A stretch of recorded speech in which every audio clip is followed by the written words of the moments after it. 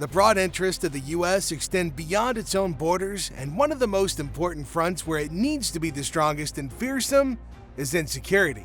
Like the British Royal Navy more than a century before it, the US Navy has a command of the sea that affords the United States unrivaled international influence. But the purpose of these aircraft carriers extends beyond security, because the real reason that they seem to be everywhere will surprise you. In warfare, firepower reigns supreme. And when it comes to delivering that firepower, nothing compares to an aircraft carrier.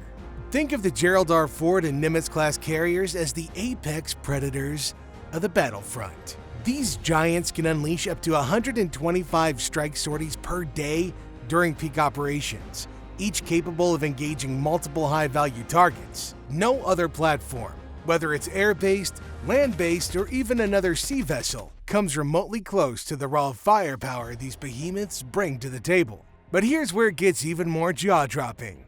These carriers are practically self-sufficient war machines.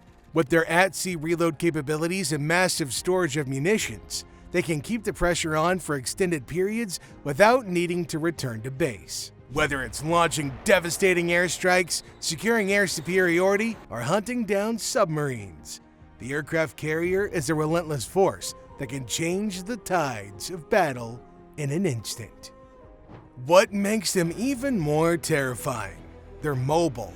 Aircraft carriers aren't stuck in one spot like airbases, making them an incredibly tough target to hit.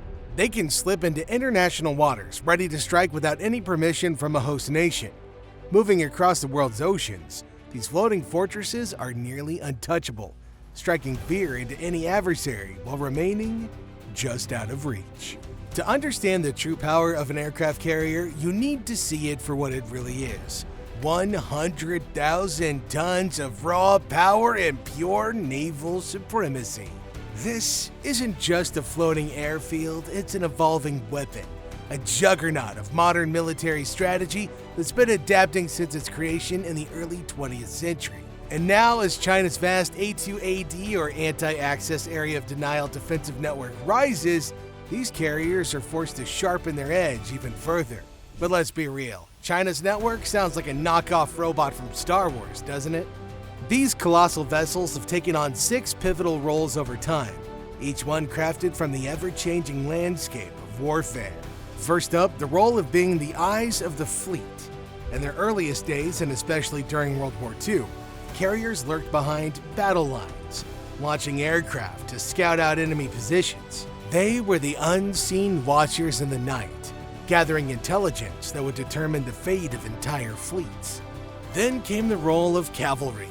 Much like the fast-moving cavalry of the 19th century, these carriers would strike swiftly, disrupt enemy operations, and then vanish before they could be caught. Hit, run, and disappear. Their mobility became their greatest weapon, an ability to stay hidden until it was too late for the enemy. Next, they evolved into the capital ship. In this role, carriers became the centerpiece of naval warfare, engaging in calculated, decisive battles. But here's the catch. They fought only when they knew the risk of destruction was outweighed by the damage they could inflict. They were tactical, they were calculating, and they were lethal. As the Cold War raged, carriers transformed again, this time into nuclear strike platforms. With Washington worried that B-36 bombers might not be up to the task, carriers were outfitted to deliver nuclear payloads deep into enemy territory. The stakes were raised, and the world learned that these carriers were no longer just conventional tools. They had the power to obliterate nations. But it's not just about firepower. Enter the geopolitical chess piece role. For decades, US presidents have sent these carriers as symbols of American strength. Moving them into position was like playing a high-stakes game of chess, each deployment signaling American resolve. When the USS Gerald Ford recently sailed into the eastern Mediterranean, it wasn't just about preparing for battle. It was a message to the world. The US is watching, and it's ready to act. Finally, the role that's perhaps the most well-known, airfield at sea. Since the Cold War, carriers have launched aircraft to support operations ashore, acting as mobile air bases. But now, as sea-controlled threats like China's naval forces increase, this role becomes more dangerous. Operating in contested waters will push these carriers into a new phase of risk, where mobility could be the difference between domination and destruction. When it comes to global crises, aircraft carriers aren't just symbols of military might, they're lifelines in times of catastrophe. While amphibious-ready groups often get the first call for disaster relief, carriers possess something invaluable: speed and raw capacity. These floating giants are game-changers in humanitarian assistance and disaster response. Now imagine a carrier's fleet of aircraft sweeping across disaster zones, conducting search and rescue missions, delivering life-saving medical care, and ferrying supplies to those stranded. That's what happened in 2004 when a massive earthquake and tsunami tore through Indonesia and the Indian Ocean. The USS Abraham Lincoln Carrier Strike Group was the first on the scene, providing relief in one of the largest humanitarian efforts the Navy has ever undertaken. And then, in 2011, disaster struck Japan. After the earthquake and subsequent tsunami wreaked havoc on the Fukushima nuclear plant, the USS Ronald Reagan served as a floating base, helping deliver critical supplies and fueling rescue helicopters for weeks. These are just a few examples of the unmatched versatility aircraft carriers bring to the table.